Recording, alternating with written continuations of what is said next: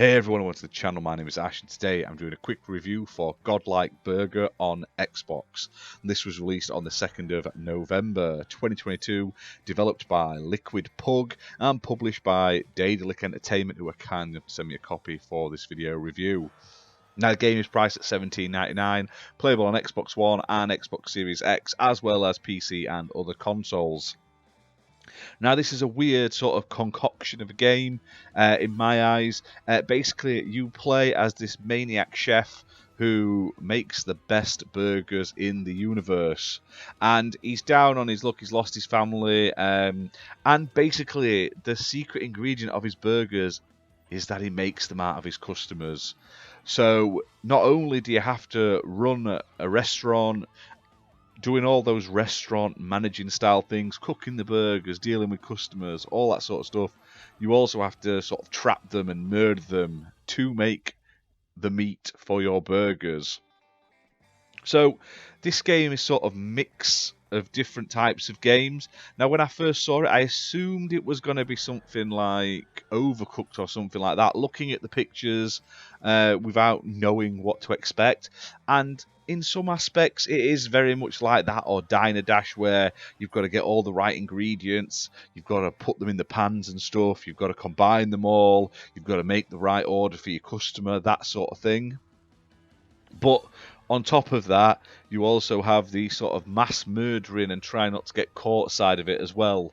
So during the day, your sort of alien friends will turn up as patrons, not really friends, but hey, they're going to turn up, and basically you've got to obviously make money and obviously get your sort of restaurant sort of name out there. You've got to get all those, you've got to get those 5-star Yelp reviews, do you know what I mean? So you've got to do what they want, get them the right order, make sure it's on time and stuff like that.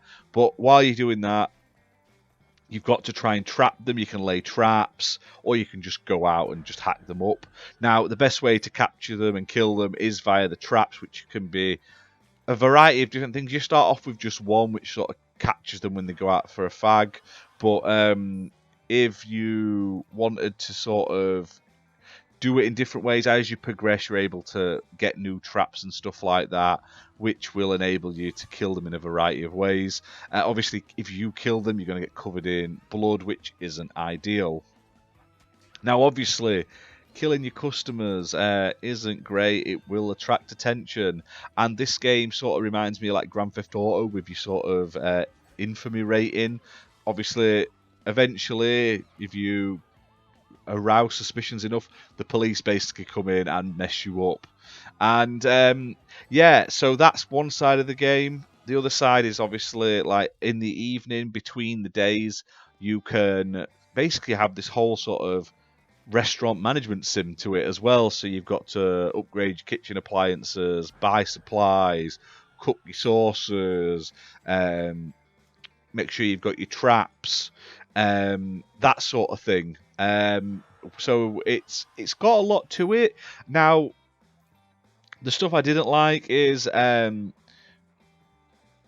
tutorial. The beginning tutorial I felt was a bit rubbish. There wasn't a lot to it. It felt like I just was reading text. And when you first start the game, it is quite difficult. And this game very much plays like a roguelike in the fact that you will die and have to sort of restart with a loss of progress, basically. So if you basically are captured by the police and killed, or say you've attacked the wrong customer, they may attack you back and kill you, etc. If you don't look after yourself or do it right, you die and you basically go back to square one on the first planet. Now, you do keep some of your upgrades and stuff like that, which do help you get back to where you were. However, getting off the first planet is really difficult because to get to the next planet, you need like money. You need to have like the enough stars and enough sort of fame and stuff like that. But you also have to complete challenges, and the challenges are probably the worst bit in the game because they're a bit like randomized, and sometimes you can have to spend forever trying to just get one. and if you then die, you have to start again and again. It can be extremely annoying, basically. That's the worst bit of the game, in my opinion. This is a fun game. Like I say, it would also be fun to have like a mini mode, like a mini game mode or something, but because it's like a story, and there is a story to the game, there is a plot. It's sort of laid out in like a comic book style artwork, cutscenes. They're well drawn and stuff like that, but like I say, it's nothing major. You wouldn't miss much by not watching them. You wouldn't like lose a huge amount of sort of interest. Now, like I say, with the police as well, like I say, you can obviously bribe them if you want to keep them off your back for a little bit, or you can basically flee that planet and go to a different place, basically. Now, obviously, at the beginning of the game, this is why it's also difficult. You're not able to flee anywhere because you haven't unlocked anywhere. So you're in this unfortunate loop of sort of dying over and over and having to sort of replay while you keep leveling up everything. Now, it's great you can keep the stuff you've leveled up, but until you've leveled up a few times and you get a bit further into the game, it can be quite difficult. And there is a lot to this game, so whereas like Overcooked, it's very simple. You have to just get the ingredients and give it to the sort of customers. That's it. There's not much to do in Overcooked. Avoid obstacles every now and again, obviously to make it a bit more challenging. Or in a management game, you've just got to oversee your staff and your money and stuff like that, all that sort of thing, and your ingredients and your stock levels. In this, you've got all of that, plus you've got to sort of like Hitman-esque sort of kill a selection of people, and you can't kill everyone because you need people to leave reviews, and you have to wait for people to leave reviews before killing them. So you're sort of juggling everything. So there's a lot of content. And does it work all the time? Not particularly great, in my opinion. It's a fun game. It's a unique take on this sort of restaurant style, and I like the sort of space aspects of it, the aliens. The graphics aren't fantastic. They're very sort of themed, and I don't mind that. Like I say, it doesn't look terrible. It's nothing to write home about, but it works. It looks sort of like cartoonish, and like I say, it is a sort of a bit more of an adult game. Obviously, you're chopping people up. You've got like a strip pole in your restaurant to bring people in, and like I say, you've got to like beat customers up. If they don't buy food, they just go and look at the strip pole.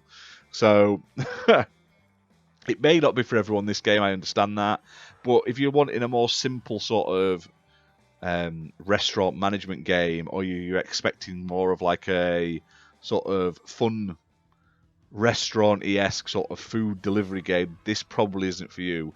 And it's only single player as well, which is a shame. Like I say, I feel like it could have been a fun two-player, and I understand the story is he's like down his luck bloke, but surely they could have written in like an accomplice or something to add a bit of co-op, just to sort of add a little bit to it. But overall, it's not a bad game. It has its issues. It's not perfect.